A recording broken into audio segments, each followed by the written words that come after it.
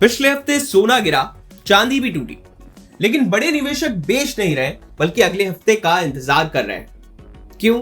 क्योंकि अगले 7 दिन तय कर सकते हैं कि सोना 1,60,000 की तरफ जाएगा या फिर और नीचे फिसलेगा, और इसके पीछे हैं 3 बड़े फैक्टर। चलिए आज की बुलियन आउटलुक रिपोर्ट पे आपको सब कुछ विस्तार से बताते हैं, लेकिन उससे पहले एक नजर डालते हैं पिछले हफ्ते के प्रदर्शन पर। एमसीएक्स पर 5 जून गोल्ड फ्यूचर करीब 2% गिरकर 1,56,000 रुपए प्रति 10 ग्राम के आसपास बंद हुआ। वहीं चांदी में और ज्यादा दबाव देखने को मिला। सिल्वर फ्यूचर करीब 3.5% टूटकर 2,66,000 रुपए प्रति किलो के स्तर पर पहुंच गई। यानी पिछले कुछ दिनों की तेज रैली के बाद बुलियन बाजार में मुनाफा वसूली साफ नजर आई। लेकिन दिलचस्प बात यह है कि इस गिरावट के बावजूद ज्यादातर एक्सपर्ट्स इसे ट्रेंड रिवर्सल नहीं बल्कि करेक्शन फेज मान रहे हैं। यानी तेजी की कहानी खत्म नहीं हुई है, बस बाजार फिलहाल सांस ले रहा है। अब सवाल है, आने वाले हफ्ते में बाजार किस पर नजर रखेगा? सबसे पहला और सबसे बड़ा फैक्टर है मिडिल ईस्ट। अमेरिका, इजराइल और ईरान, इन 3 देशों से आने वाली हर खबर अब सोने चांदी की दिशा तय कर सकती है। अगर तनाव बढ़ता है या युद्ध का दायरा और फैलता है तो निवेशक फिर से सेफ हेवन एसेट्स की तरफ भाग सकते हैं और सबसे ज्यादा फायदा सोने को मिल सकता है। यही वजह है कि जंग से जुड़ी हर छोटी बड़ी खबर पर बुलियन बाजार तुरंत प्रतिक्रिया दे रहा है। लेकिन अगर सीज फायर मजबूत होता है और हालात सामान्य होने लगते हैं तो निवेशकों का पैसा फिर शेयर बाजार और दूसरे जोखिम वाले एसेट्स की तरफ जा सकता है।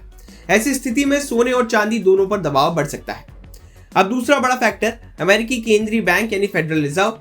पूरी दुनिया की नजर फेड चेयरमैन जेरम पॉवेल के बयान पर होगी, क्योंकि बाजार जानना चाहता है कि अमेरिका में ब्याज दरें आखिर कब कम होगी। अगर फेड सख्त रुख दिखाता है और संकेत देता है कि ब्याज दरें लंबे समय तक ऊंची रहेंगी तो डॉलर मजबूत हो सकता है, और मजबूत डॉलर आमतौर पर सोने के लिए अच्छी खबर नहीं माना जाता। लेकिन अगर ब्याज दरों में कटौती के संकेत मिलते हैं तो सोने को नई तेजी मिल सकती है। तीसरा बड़ा फैक्टर है अमेरिका और यूरोप से आने वाले आर्थिक आंकड़े। इस हफ्ते non farm payrolls, employment data, consumer confidence, साथ ही जर्मनी और यूरोजोन के इन्फ्लेशन डेटा आने वाले हैं।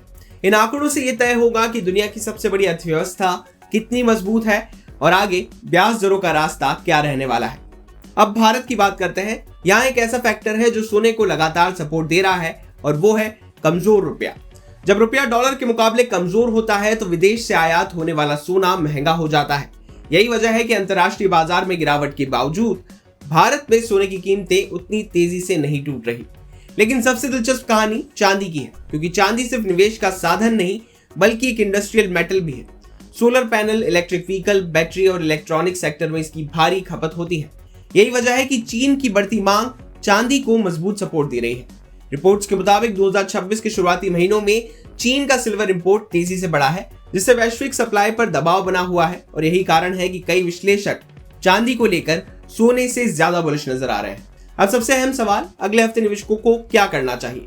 फिलहाल संकेत यही है कि सोना साइडवेज से बुलिश रेंज में रह सकता है, यानी बड़ी तेजी के लिए युद्ध या फेड से कोई बड़ा ट्रिगर चाहिए। वहीं चांदी में उतार चढ़ाव ज्यादा रह सकता है, लेकिन मजबूत इंडस्ट्रियल डिमांड इसे सपोर्ट देती दिख रही है। यानी अगर एक लाइन में कहें तो अगला हफ्ता सोने और चांदी के लिए बेहद अहम है, क्योंकि इस बार कीमतें सिर्फ मांग और सप्लाई से नहीं बल्कि युद्ध, डॉलर और अमेरिका के ब्याज दरों के फैसलों से तय हो सकती है। और फिलहाल बाजार का संदेश साफ है, सोना इंतजार के मोड में है, लेकिन चांदी अभी भी सरप्राइज देने की ताकत रखती है। बिजनेस से जुड़ी बाकी तमाम खबरों के लिए आप देखते रहिए विस्तार।